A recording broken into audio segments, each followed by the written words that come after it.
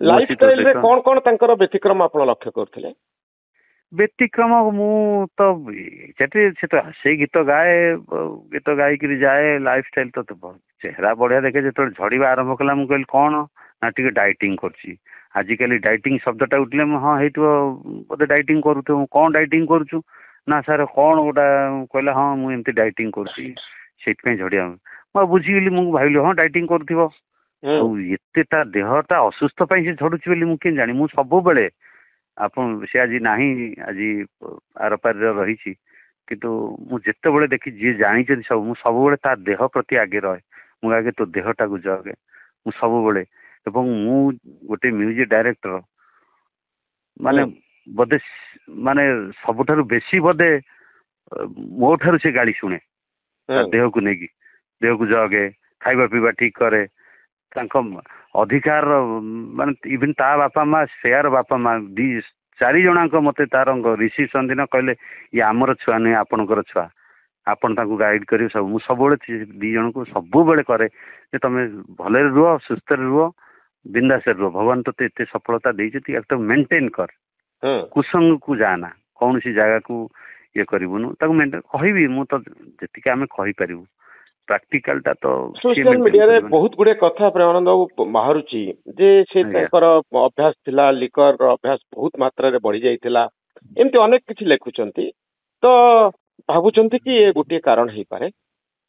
ଦେଖନ୍ତୁ, ମୁଁ ଯେତେ ଥର ଲିକର କଥା ତାକୁ ପଚାରିଛି, ମୁଁ କହିଲି ତୁ ପିଉଛୁ, ମୁଁ ଶୁଣୁଛି ନା ନାଇଁ ସାର୍ ମିଛ କଥା, ନାଇଁ ସାର୍ ମିଛ। ସିଏ ଆକ୍ଚୁଆଲି ମାନେ ମତେ ଏତେ ଜୋରେ ଡରେ, ଆପଣ କାହାକୁ ବି ପଚାରି ପାରେ।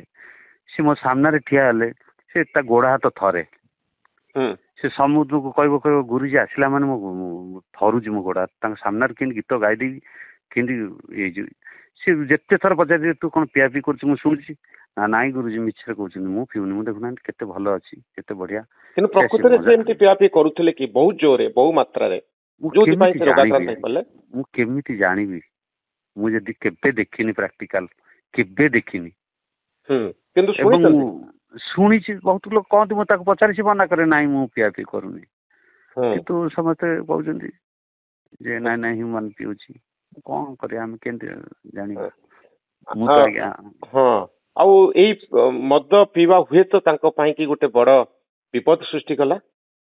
ଦେଖନ୍ତୁ, ମଦ ପିଇବାଟା ତାଙ୍କ ପାଇଁ ନୁହେଁ, ମଦ ଯିଏ ପିଇବ ତାଙ୍କ ପାଇଁ ବିପଦ। ସେ ସେମିତି ମାନେ ନୁହେଁ ଯେ ଗୋଟେ ଆର୍ଟିଷ୍ଟ ମଦ ପିଇଲେ ବିପଦ।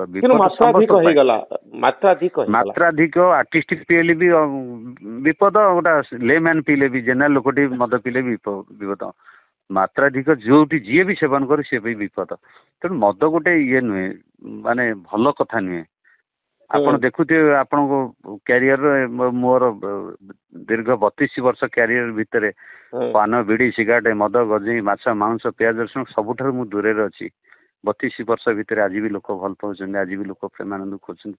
ମୁଁ ସବୁବେଳେ ସମସ୍ତଙ୍କୁ କହେ ଆଚରଣ ଉଚ୍ଚାରଣ ଠିକ ରଖ ଏବଂ ନିଜକୁ ଏଠୁ ଦୂରରେ ରଖ। କଣ୍ଟ୍ରୋଭର୍ସି, ନିଶା ଦ୍ରବ୍ୟ, ଖରାପ କଥା, ଖରାପ ସଂଗୋଷ୍ଠୀ ଏଠୁ ଦୂରେଇ ରଖ। ମୁଁ ସବୁବେଳେ ସେଇଟାକୁ ଆଜି ପର୍ଯ୍ୟନ୍ତ ଓଡ଼ିଶାର 1 ନମ୍ବର ସିଙ୍ଗର ଷ୍ଟାର ଆଜି ସବୁ ସୋସିଆଲ ମିଡିଆରେ ଛାଇକରି ଅଛନ୍ତି ହ୍ୟୁମାନ ସାଗର। ଆପଣ ଭାବୁଛନ୍ତି କି ଯଦି ଟିକେ ଲାଇଫଷ୍ଟାଇଲ ର ପରିବର୍ତ୍ତନ ହେଇଥାନ୍ତା, ହୁଏତ ଆଜି ହ୍ୟୁମାନ ସାଗର ଆମ ସହିତ ଥାନ୍ତେ, ସେ ରୋଗାକ୍ରାନ୍ତ ହେଇନଥାନ୍ତେ? ଦେଖନ୍ତୁ, ବିଧିର ବିଧାନ କଣ ଥିବ ସେଟା ଅଲଗା କଥା, କିନ୍ତୁ ଲାଇଫଷ୍ଟାଇଲରେ ନିଶ୍ଚିତ ଆମ ସ୍ୱାସ୍ଥ୍ୟ ପାଇଁ ଆମେ ଯଦି ସଚେତନ ନ ହେବା, ଆମ ସ୍ୱାସ୍ଥ୍ୟକୁ ଯଦି ଆମେ ଯତ୍ନବାନ ନ ନେବା, ଆମ ସ୍ୱାସ୍ଥ୍ୟ ପାଇଁ ଯତ୍ନ କିଏ ନେବ? ନିଜ ମତେ କଣ ପେନ୍ ହଉଛି, ମତେ କେତେବେଳେ ଭୋକ କରୁଛି, ମତେ କେତେବେଳେ ଶୋଷ କରୁଛି ମୁଁ ଜାଣିବି ନା ମୋ ସାମ୍ନା ଲୋକ, ମୋ ମ୍ୟାନେଜର ଜାଣିବ ନା ମୋ ମା ଜାଣିବ ନା ମୋ ସ୍ତ୍ରୀ ଜାଣିବ? କେହି ଜାଣିବେନି। ମୁଁ ନିଜ କଥା ମୁଁ ନିଜେ ଜାଣିବି। ମୁଁ ନିଜେ କେତେବେଳେ ମତେ ଭୋକ କରୁଛି, କେତେବେଳେ ଶୋଷ କରୁଛି, କେତେବେଳେ ନିଦ ଲାଗୁଛି, କେତେବେଳେ ରେଷ୍ଟଲେସ୍ ଲାଗୁଛି, ସେଟା ମୁଁ ଫିଲ୍ କରିବି। ସେଟାକୁ ମୁଁ ରେଷ୍ଟ ନେବା କଥା। ମୋର ମେନ୍ ଦାୟିତ୍ଵ ଯେ ମୋ ସ୍ୱାସ୍ଥ୍ୟଟାକୁ ମୁଁ କେତେ ସୁନ୍ଦର କରି ରଖିବି ଏବଂ ସବଳ କରି ରଖିବି। ଯଦି ମୁଁ ନିଜେ ସଚେତନ ନ ହେବି, ମୁଁ ଡିପ୍ରେସନକୁ ପଳେଇବି। ମୁଁ ଡିପ୍ରେସନକୁ ପଳେଇଥିଲେ କି ପ୍ରେମାନନ୍ଦ ବାବୁ? ନାଇଁ, କହୁଛନ୍ତି ଯେମିତି ସୋସିଆଲ ମିଡିଆ ଚାଲିଛି ସେ ଡିପ୍ରେସନରେ ଥିଲେ। ମୁଁ କହିଲି ସେଇଆ କହିଲି, ଆମେ କାହିଁକି, ଆମେ ଗୋଟେ ମନୋରଞ୍ଜନ ଧର୍ମୀ ଲାଇନରେ ଅଛୁ।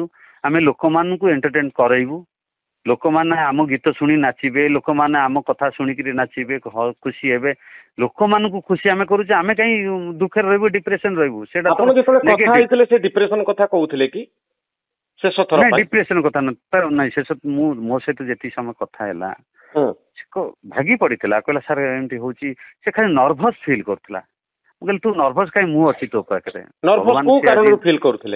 सी कहला सर मत माने सत कथा आपन कौन कहबी कहला सर मो सान भाई पढ़ेला आगे तापर मो बापा पढ़ेला ये किसी दिन मामू पढ़ेला आपण मोर सब किसी आपण बॉम्बे पढ़ेले मु कहला मु फोन रे अच्छी बॉम्बे पढ़ेले मो फोन गोटे फोन कॉल भी बहुत काम दब तू भावे ना मु तो पाखे सब कारण कौन जन को डिप्रेस करि पारे ना से कहला कहला मु कहली तू कहीं एमती दुर्बल हो जाऊ कौन असुविधा ना एमती एमती कहला मते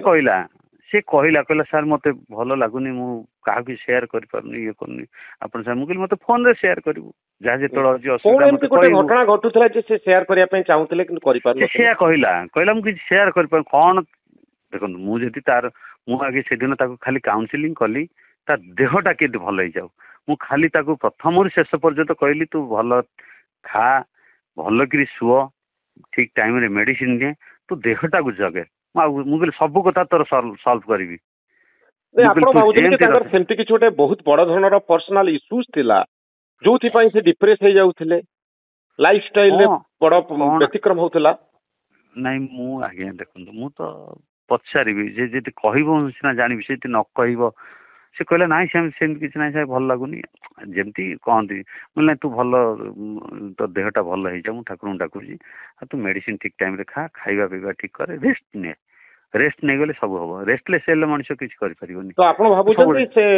रेस्टलेस हो जाउतले बहुत माने मु ताको कहली मु कहली रेस्टलेस हो ना माने रेस्टलेस हो ना तो काम जेती हो जा हो बहुत ना तू कर बहुत पैसा कमे भगवान तोते देचन किसी दरकार ना तू निजको आके निजको सुस्थ रखले सिना अन्य मानक तू गीत शुणेबू तू गीत आहरी ये कर तू आहरी गाइबू तू केते गाइबार अच्छी तू कहीं एमती होचु व्यस्त ना तू देहटा को जगे ना हाँ सर मुझे ठीक टाइम रे खाइबी मु खाऊची खाई सब ठीक है सर देखिए मतलब सब पूर्ण प्रतिश्रुति देकर गला कहला सर देखिए मो देहटा को पूरा ये हो मेडिसिन ठीक टाइम खाइबी तो आपण भी भाबुचंती जे कोनोसी कारण से डिप्रेस थिले मत ये कही दे था हूँ तो मुझे कही पारती जे सर मु ये कारण डिप्रेशन अच्छी कि ये प्रोब्लेम अच्छी से किसी कहलानी बहुत धन्यवाद आनंद बाबू आपनकर ए मतामत बहुत बहुत धन्यवाद।